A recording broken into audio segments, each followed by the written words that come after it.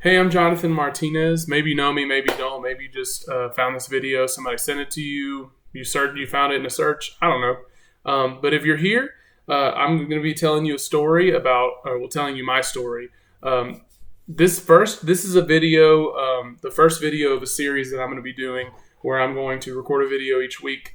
I'll talk about that more later. But um, this is cataloging my career transition from being a band director to being a software developer. Lots of people have made this journey before. I keep running into more and more people who are like, "Oh, I was a band director, and then I changed about 3 or 4 years ago, or whatever." And so, there's lots of people that have done this, but everybody's got different stories, and this is my contribution. This is my story. Well, I became a band director because I love music. I love playing instruments, singing, listening to music, writing music, improvising. I'm a saxophone player, so lots of saxophone players are like jazzers. So I like to play jazz. I like to improvise and make stuff up. It's fun. I've always enjoyed that, and so all those things, made me want to be a band director and want to give that love to students, to be able to show them that you could do this kind of stuff. And I've been a band director for 9 years. I've enjoyed it.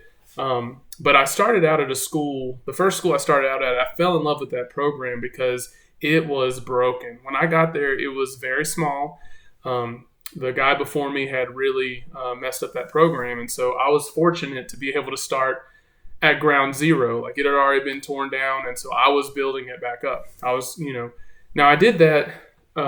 I've said this to lots of people before, but I didn't really have very many skills when I started out. I just cared about it. I cared about the kids. I cared about the community. I cared about the school. I just wanted those kids to have something they could be proud of. I wanted them to feel comfortable in the band hall and to have an escape, a place to go. So I cared about it. I cared about that program, and it grew and grew and grew. And over time, it became, a strong program. It wasn't incredible. It wasn't like, world renowned or anything, but in the state, people knew where we were.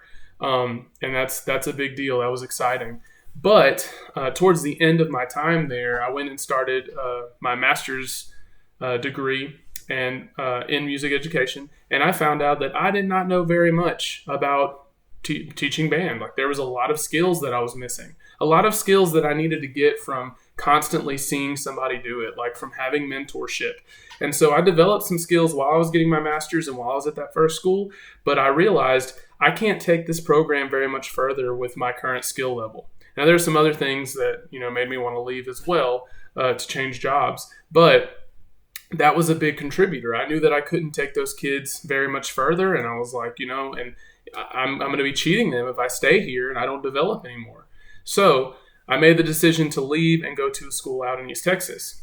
In East Texas, I was working out there, and again, it just became very apparent that I needed to work on my skills as a band director. I saw lots of other people out there from different experiences, different backgrounds. It was a great staff.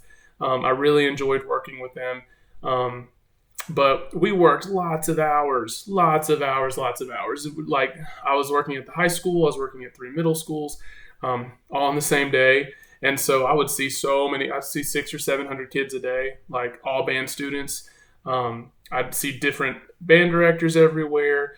It was fun and it was fulfilling. I really enjoyed my time there, but I was like, and I was driving from my house like an hour from my house and an hour back.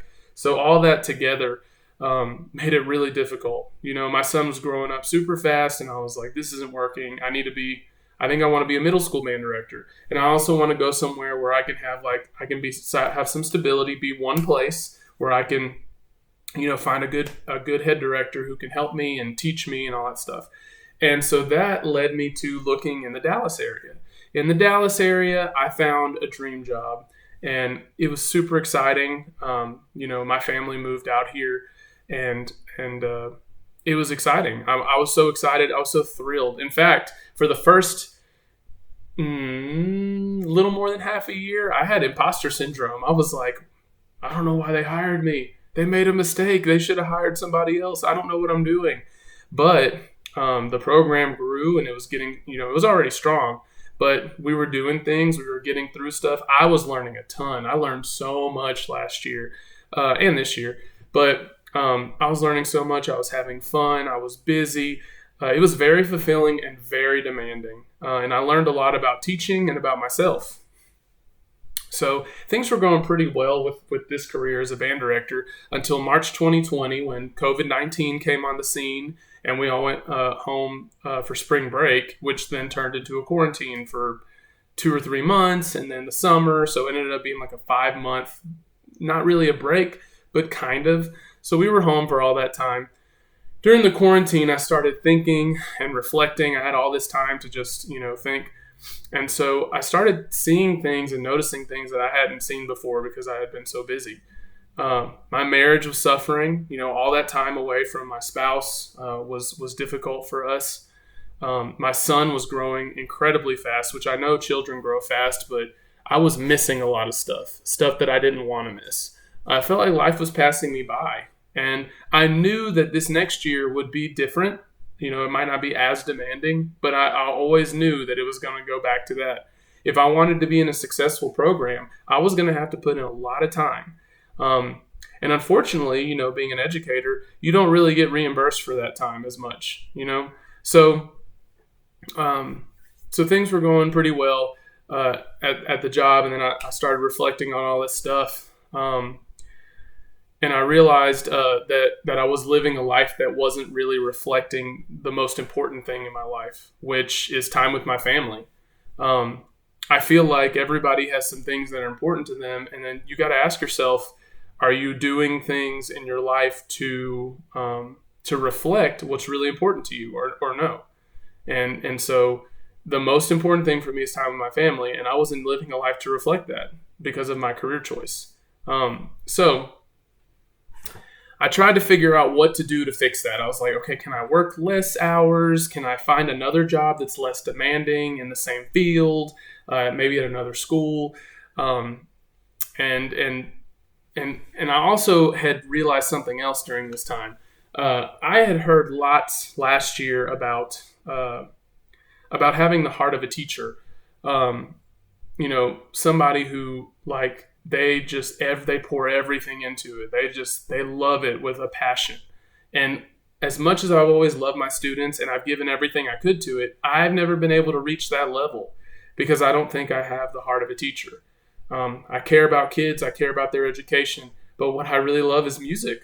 I love music. I don't love education. I do love and I think learning is important. I love it and I think it's important, but I love music. And so that's what happened. I don't love teaching, and that's a problem if you want to be an excellent teacher. If you want to be a great teacher, you have to have a heart for it, a heart that's unyielding. So then I asked myself 3 questions. Would I be happy in 20 years if I stayed in education? Would I meet my life goals? And would my family be happy if I stayed in such a potentially consuming profession? And the answer to all 3 of those was no, no, and no. I did not want to look back when I'm 65 and be like, well, I'm glad I taught all those years. I didn't want to. I don't know why at the time I didn't want to, but I still don't want to. I don't want to do that the rest of my life. I'm just not interested. Would I meet my life goals? I've always told lots of people that I want to travel around the world, and I am intent on doing that. And then I looked at what my retirement would be if I just kept teaching, and it was not going to happen. For those of you who know my family and my wife is a stay-at-home mom, and she's wonderful, and it's hard work because I've had to do it sometimes. I mean, I'm not a mom, but I've had to stay home with him, and she goes and does stuff. It's hard, but it doesn't pay, and so we're a single income family, and so all that contributes. And then also, for me to do this job as a band director, my family had to sacrifice. They have to be without me on a lot of weekends, a lot of Saturdays, a lot of weeknights. Even now, there's multiple nights a week where I don't even see my son for 2 or 3 days at a time, and it's hard. It's very difficult. And as helpful as my head director is to try and make sure that I can see my son, it's just impossible. The amount of time and dedication that it takes to be successful in this field makes it not work. So the question then became, well, if not band directing, then what am I going to do? And I thought about what I would like. I thought about what I liked, and I found a common link among the following things. Growing up, I used to build Legos. I loved it. I did it until I was 17 or 18. They're in my parents' attic. I'm about to get them back for my son because he's 3 now, and then I look forward to building with him. I love it. I love building stuff. I love cooking, baking, woodworking, writing drill, writing music, improvising on my sax, and on my clarinet, and whatever else I'm playing. Gardening and fixing things. And all those things have one common thread. I love creating and building. I love making. It's just something that's so fun for me. I've always enjoyed it. I love creating and crafting it and then looking back and being like, look at that. That's so nice. And then, being able to make stuff where I can give it to people is something I love. So anyway, I also have really always enjoyed computers and been interested in them and like what makes them tick, what makes them work. I still have a lot of questions because computers are, a lot of years of technology, so those two things kind of combined, and I found direction in the form of software development. So then my journey began on May 3rd of 2020. It started just as something I was curious about, and then it began to develop into more as I learned more about it. I started pursuing the responsive web design certificate on Free Code Camp, which led me to Dallas, the Dallas Facebook group for Free Code Camp, where I met Rob Bertram, my mentor. He also introduced me to Austin Chappelle, who's also become a mentor of mine. Austin actually was a band director too, and he's a great software developer, and both of those guys have just been super helpful for me to learn from. I got through my responsive web design course and was so excited to build stuff.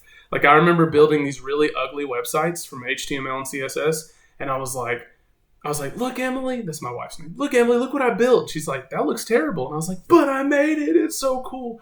I remember just being super excited about that. Then I started learning JavaScript. I watched a lot of YouTube. I used a Udemy course. I was still using Free Code Camp. I found a book called A Smarter Way to Learn JavaScript by Mark Myers. Highly recommend that book. And finally, when my skills developed enough, I started learning how to use React. I spent a lot of time trying to understand React. It took me a while, and started building a bunch of different applications with a Udemy course about React and Redux by Stephen Grider. Back in December, I started working on a social media project. It's called My Circle with Rob. Rob is actually building the back end for me, and that's so awesome. I want to get to the point where I can do back end as well, so I can build my own applications. But for somebody who had just gotten started, that was a huge help. And through this project, I've been learning a ton of stuff. It is on GitHub, by the way, and I'll have to post my link there. What I'm learning now is I'm still working on my social media project, but I'm also learning Redux, React Redux, Redux Thunk, and also Sass, which I love Sass. It's so cool. And then I'm continuing, like I said, to build out my circle. I also recently updated my resume, my LinkedIn page, my GitHub, trying to get myself ready, to job hunt and to hopefully find something by the end of the school year. I do not want to leave this position before the end of the school year, because I don't want to do that to those kids. I don't want to do that to the program. I don't want to do that to the school. And I don't want to start next school year and be in the middle of the school year and have to leave because I care about the program. I care about the kids, and I know the potential. I could leave and they could not find a replacement. And then it's one director trying to run a 3 director program by themselves. That's not fair. So I'm really trying, to time it so that it works out. But anyway, so this vlog is actually part of my getting ready for the job hunt thing. I wanted to do this for a while. I'd wanted to create a YouTube channel where I could talk about things and where I could, give advice and stuff like that. And hopefully this develops into that. This is the start. So what's coming next? My plan is to continue giving weekly updates on technology that I'm learning about and where I am on my journey. So that's something big that I want to be able to do. I plan on doing it, like I said, weekly. And then I might, I don't know, maybe some weeks I'll do a video that's that's not necessarily about my journey that day. It might just be about something. But anyway, so that's it. If you made it to the end of this video, congratulations. I did not intend for it to be this long, but hey, here we are. So I hope you enjoyed it. I hope that it helped you somehow if you watched it. And I wanted to do a few shout outs. First, I want to do a shout out to Rob Bertram. Thank you so much for your help, Rob. I've really appreciated just all the help you've given me. I mean, I don't know how I would have done this without a mentor. So Austin Chappelle, same thing. He's given me like little lessons, like, hey man, we'll take about an hour here and I'm gonna teach you this concept, and like he's good at it. Of course, he was a teacher for 9 years. I'm not surprised, but he's been a huge help too. Mike Matthews helped me a lot. Mike, thank you for recommending that I do this channel and that I do or these videos that thanks for your resume recommendations. Daniel Jurgens, we've been friends since first grade, and I guess you knew what the right thing to do was 9 years ago. But thanks for being there and supporting me. Nathan Lewis, it's cool to be on this journey together. I met you 4 or 5 months in, but it's been cool to have somebody else to talk to about this. Ernest, Trey Miles. Oh, here's Zelda, by the way. This is my great name. Ernest, Trey Miles, thank you for advising me at the beginning. He was actually the first person I called when I decided to do this, to learn how to code. And then all my friends that I call on the way home from work, thank you for listening to me. I know I say a lot of stuff, and I know I call a lot, so sorry. I appreciate it. My wife, Emily, who has to listen to me say the same things 50 times. She says that all the time. She's like, you've already told me that like 80 times. And I'm like, I'm sorry. I'm just excited about it. My son, Rafi, who inspires me every day. If you don't have a kid, when you have a kid, they usually inspire you just by existing. So he makes me want to be a better person. He makes me want to work hard so that I can give him everything that he needs in his life. And so he has something he can look back on, or he can look at whenever I'm older, when we're both older and stuff. My parents, who've always been super supportive, they've always been super supportive, and they still are. So, and then of course my sister and my brother-in-law, they're also very supportive, and so I thank them and my parents. And lastly, for God, I could do. In fact, I'm probably going to do another video about how I think that God directed me on this path, because I've thought about that a lot of times. I mean, He's always provided for us, but every step of the way, there's been something that happens, some direction that I go, and I'm like, what? This is kind of unfamiliar. And then I look back and I'm like, oh, that's why that happened. He just works in all this stuff. And so I just really am thankful that I have God in my life. So anyway, hopefully you enjoyed this video. And like I said, I hope it helped you. And be looking for the next one, maybe next Saturday, maybe next Sunday. I guess we'll see. All right. Have a good one. Bye.